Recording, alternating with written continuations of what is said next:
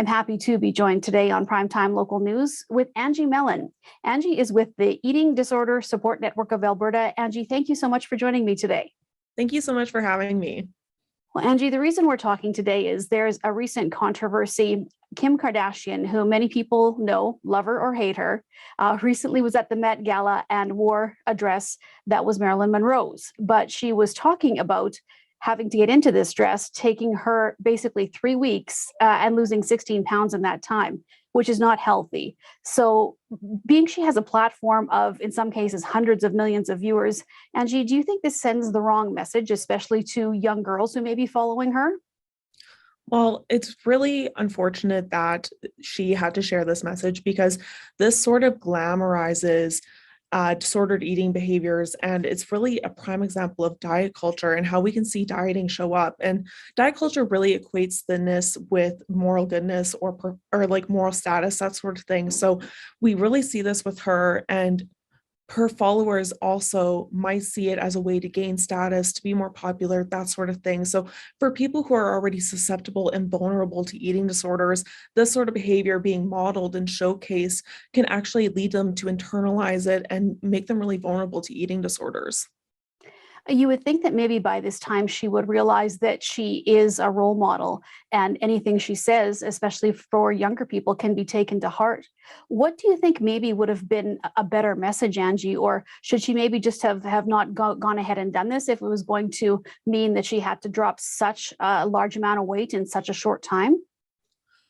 Unfortunately, I can't tell her what or what not to do, but anytime you have to shrink your body to fit into clothes, that's not a really good sign. You can change your clothes to fit your body. Like, your body is good the way it is. And we really want to strive to get people to have that body neutrality sort of mindset where they don't have to love their body all the time, but they know it does what it needs them to do and they accept it and they're okay with their body. And so we really want that message to be promoted instead of the message that, hey, you need to slim down or you need to change to fit into this size of clothes or this certain style of clothing.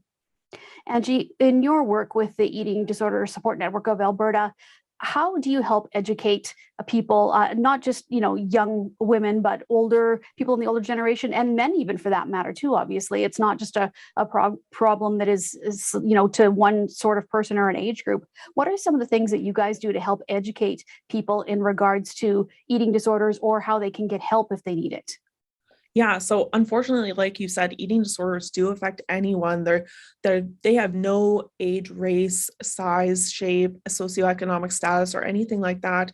So we really what we do is we try to get out information about eating disorders, let people know the stats, but also we want to give them resources. So through our social media, through our website, we offer different resources for people so they can look at private care options in the province, public funded options in the province. And we also have our own support groups that we run for people over the age of 18. And we offer many different kinds of support groups. And they range in cost from either free to about $10, but we can waive that fee if needed be. So we definitely want people to know that there is support out there. You're not alone. If you need us, we are here.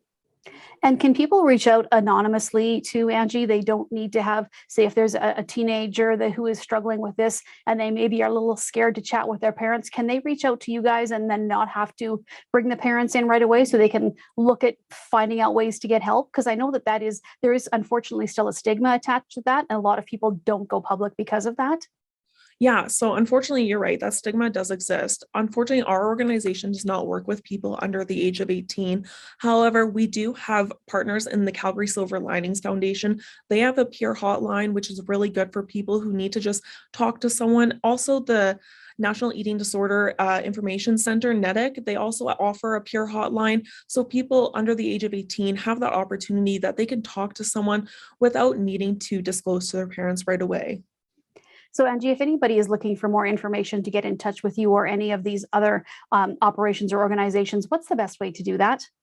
Yeah, so I would suggest either emailing us, it's info@edsna.ca, or you can check out our social media. We're at Eating DSNA on all of our handles. So we're very active and you can reach us through email or even just DMing us. I'll be the one responding. So I'm the one behind the camera. So All right. Well, Angie, thank you so much for joining us today. And we hope people will reach out, and especially if they need help.